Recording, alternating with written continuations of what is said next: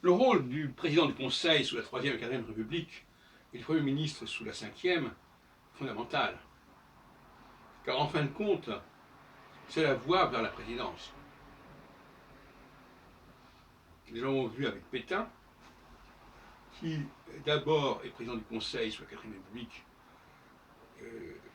à la demande d'Albert Lebrun, le président public, puis obtient les droits de former une constituante et devient donc, c'est ce qu'on appelle le régime de Vichy.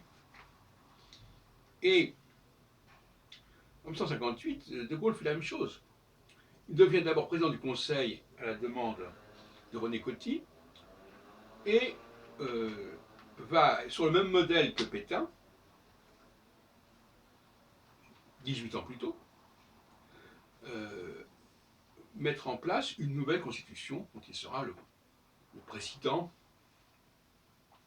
élu par le système prévu au départ par la Constitution et qui sera modifié en 62.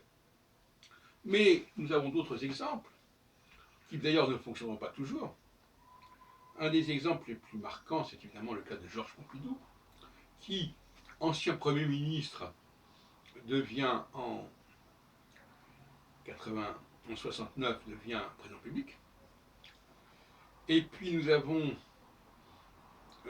Jacques Chirac, Premier ministre de Giscard d'Estaing, qui ne parviendra pas à être président public avant 1995, enfin, qui essaiera, qui se présentera contre Giscard. Puis nous avons François Fillon, Premier ministre de Sarkozy, qui se présentera aux élections de 2017, avec les problèmes que nous savons, etc. Bon, donc finalement, la Constitution fonctionne comme ça en pratique, n'est-ce pas? Mais c'est vrai aussi pour la Troisième et Quatrième République. Dans les trois républiques, c'est comme ça que ça fonctionne. On devient d'abord Premier ministre, sous la houlette d'un président, parce qu'on ne peut pas devenir Premier ministre s'il n'y a pas quelqu'un au-dessus de vous qui vous nomme à ce poste. Ce qui montre bien quelque part que ce n'est pas l'élection de président public qui est importante.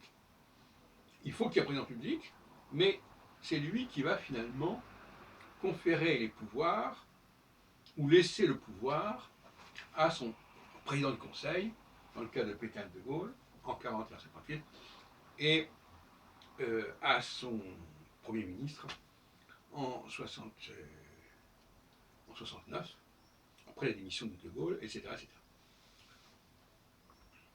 Donc c'est un mécanisme quand même qui est assez complexe. Et dans le cas de François Fillon, par exemple, on peut dire que s'il n'y avait pas eu ce scandale judiciaire, il serait passé du statut de Premier ministre de Sarkozy à celui de président public en 2017.